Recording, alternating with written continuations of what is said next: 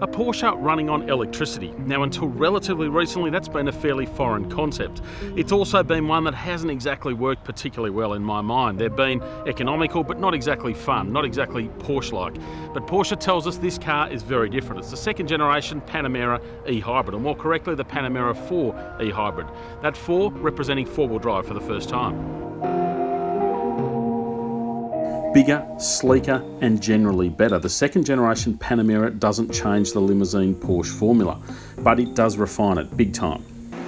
And it's the hybrid drivetrain that's had the biggest change with this car. It's got an all-new 2.9 litre twin-turbo V6 engine. On top of that, a 100 kilowatt, 400 newton metre electric motor. But the way the electric motor works with the car is very, very different to what the previous Panamera did. So as soon as you step on the throttle, it's giving you that full 400 newton metres of torque. So around town, when you're running in e-power mode, which is full electricity, you take off from a set of lights and it's actually pretty sprightly. For what is a big car, it is big and heavy, but the more pace you put on, so coming up towards 80, 100 kilometres an hour, I'm now flat on the accelerator for the electric mode, and it's just trickling over the kilometres, so we're just ever so slightly building pace. But the good news is you can change the character of the car at the flick of a switch or the twist of a button. So we'll go for Sport Plus mode, and straight away you hear that engine fire to life, a bit of a zip from the V6, and we also have a launch control mode. So pull up, flat on the accelerator.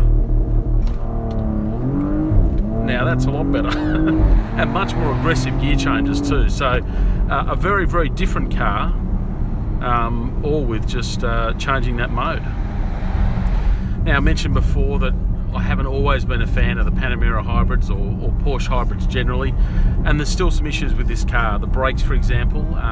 So when you come up and you're trying to do a moderate stop behind another car up to an intersection, it's just not that smooth. You've got to work very hard on your right foot to make sure you're not doing noddies as you're slowing down. So the Panamera is a big car, bigger than the last one. It's an extra 30 millimeters in length, about the same width, but it feels very big inside. It does certainly feel bigger than the last one. A fair bit of space. You're not going to think it's a limousine in the back seats, but up front you've certainly got a fair bit of that, a fair bit of room going on, and certainly sitting quite low in the car. The interior is quite a big departure from Porsches that we've seen previously. So the dashboard, for example, a lot more electronics in there. So you've only really got the tacho is the only traditional gauge. Everything else is done with screens.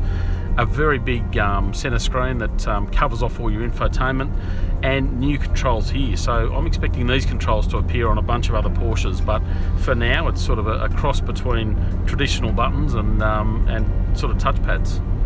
It's also a big heavy car. You've got more than 2 tonnes underneath you. Battery packs, electric motors, engines, everything else you got in a normal car. So it doesn't have that agility of a 911, that outright pace. It's more luxury cruiser, which I guess is what they're after. It's a big 4-seat car.